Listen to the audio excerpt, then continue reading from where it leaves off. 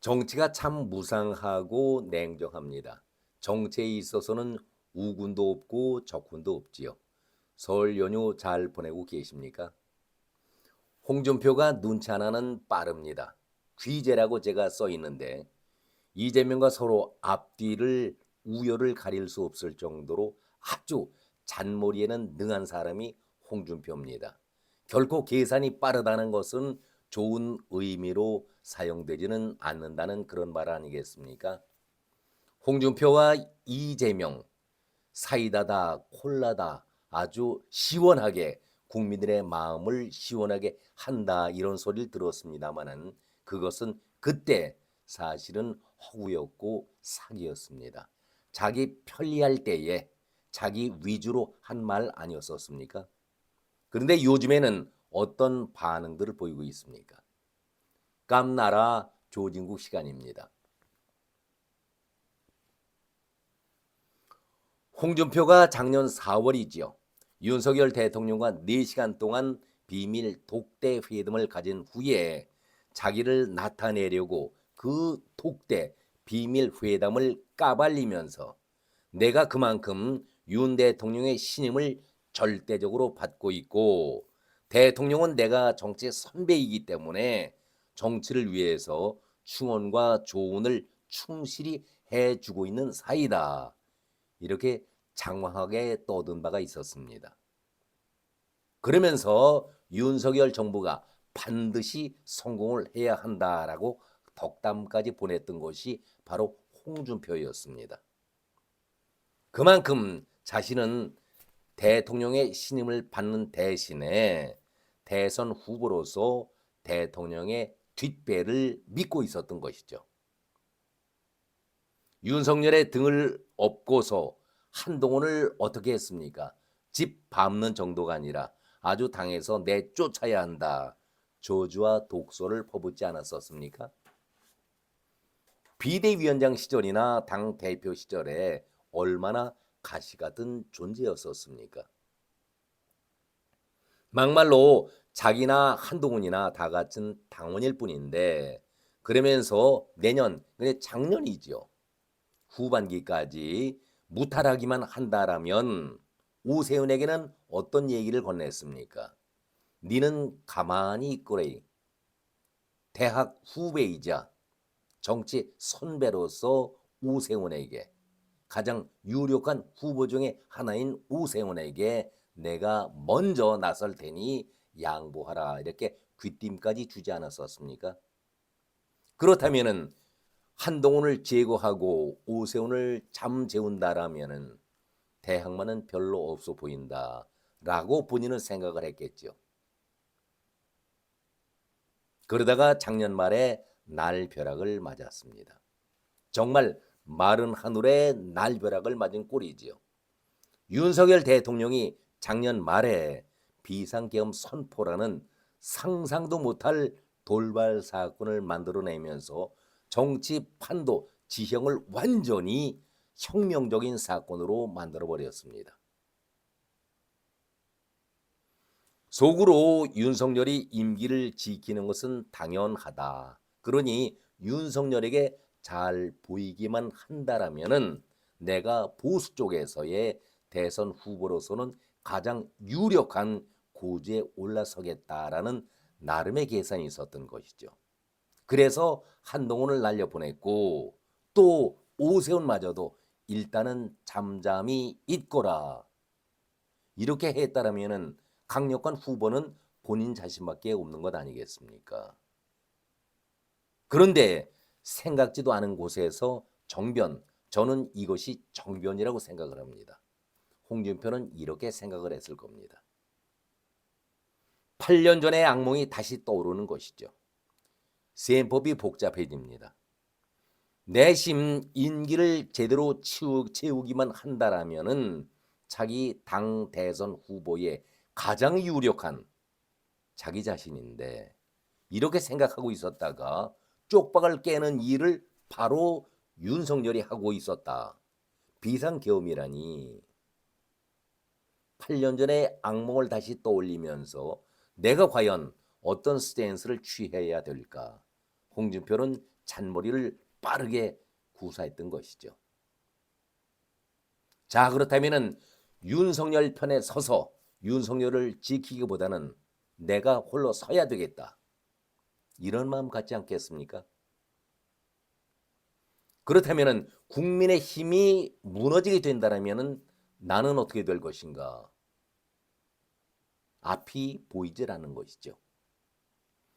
자기를 지키고 보수 대선 후보로 밀어줘야 할 국민의 힘이 무너지게 된다면은 대선 후보 자체 의미가 없어지는 것 아니겠습니까?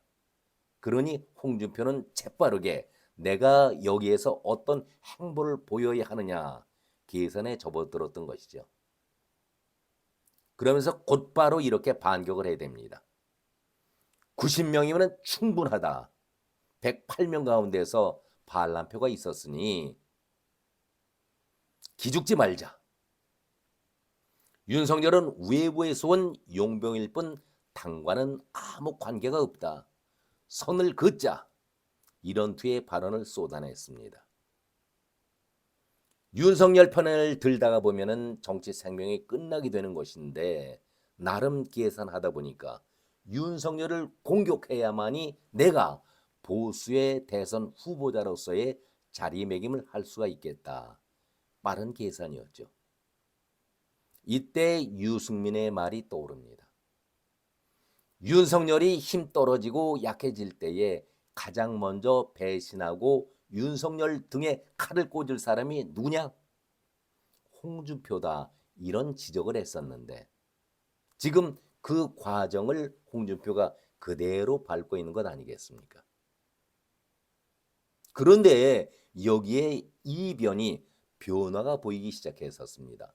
윤석열의 지지율이 10% 이하로 떨어지고 보수의 지지율도 민주당의 반도 안 될 정도로 폭락하고 있었는데 점차 여론 자체도 일단 민주당 쪽으로 모든 것을 몰아가고 있었는데 여기에 변화가 보이기 시작했다. 보수가 뭉치기 시작을 했고 집회 투쟁도 과거와 같이 얌전한 것이 아니라 거칠게 이것이 국민들에게 먹혔던 것이죠. 특히 젊은 층들에게 어필이 됐었던 것이죠. 젊은이들의 호응도가 보수 쪽으로 절대 이재명은 안 된다라는 그러한 반감 속에 보수 지지층이 높아지면서 젊은 층이 몰려들게 되니까 홍준표는 다시 자기가 생각했던 것 그 계산과는 다르다는 것을 느끼게 되는 것입니다. 그래서 홍준표는 엊그제 검찰을 맹비난하고 나섰습니다. 참 지저분한 정치인이죠. 한 나라의 대통령을 두고 수사와 재판을 담당하는 사람들이 자의적으로 법을 해석하고 집행하는 만행은 두 번 다시 있어서는 안 된다. 여론 재판으로 가혹한 처분을 받은 사람은 박근혜 전 대통령 하나로 끝내야 한다. 라면서 윤석열 대통령이 지금 억울하게 당하고 있다라고 여론몰이식의 그 분위기를 전하면서 이제 윤석열을 지지할 뜻을 보이고 있습니다. 과연 이것이 홍준표의 진심일까요? 그러면서 홍준표는 수사권을 통폐합을 해도 반드시 해서 더 이상 수사권을 두고 수사기관끼리 하이에나식의 경쟁을 해서도 안 된다. 국수본과 경찰 그리고 공수처가 한 팀을 이루고 검찰과 서로 경쟁을 치루었던 것을 비난하는 것 아니겠습니까? 홍준표는 윤 대통령의 구속기간 연장 신청이 법원에 의해서 기각이 되었는데 그것도 두 번씩이나 기각이 되었는데도 이것을 강도 높게 비판한 바가 있습니다. 내란죄가 그렇게 가볍게 장난치듯이 처리할 범죄인가? 애초에 나는 내란죄는 안 된다고 했는데 이재명이 이렇게 떠들어대고 있는데 여기에 여론과 검찰 모든 것이 한 통속이 돼서 윤석열을 몰아치더니 결국 꼴 좋다 이렇게 비난을 하고 나섰습니다. 과거에 윤석열이는 용병이다. 우리 보수와는 아무 관계가 없다. 우리끼리 힘을 뭉치면은 살 수 있다라고 보수층을 결합시키더니 여론의 분위기가 다르거든요. 화살을 이재명과 여론과 검찰 쪽으로 돌리고 있습니다. 이것이 홍준표의 진면목 본색 아니겠습니까? 참 무서운 사람입니다. 자, 결론입니다. 홍준표의 이런 가을 짓자식의 행보는 언제까지 이루어질 것인지. 처음 여론은 윤석열 대통령의 탄핵을 기정사실화 하면서 거의 60~70% 정도 높아졌다가 지금은 어떻게 돼가고 있습니까? 탄핵 반대가 절반을 넘어가고 있지 않습니까? 그렇기 때문에 윤은 보수의 용병일 뿐 우리는 손절하겠다라고 홍준표는 선을 그어왔습니다. 그런데 생각지도 않게 보수 쪽에 아주 급하지만 격하지만 집회를 통해서 국민들의 여론이 점차적으로 절대 이재명은 안 된다.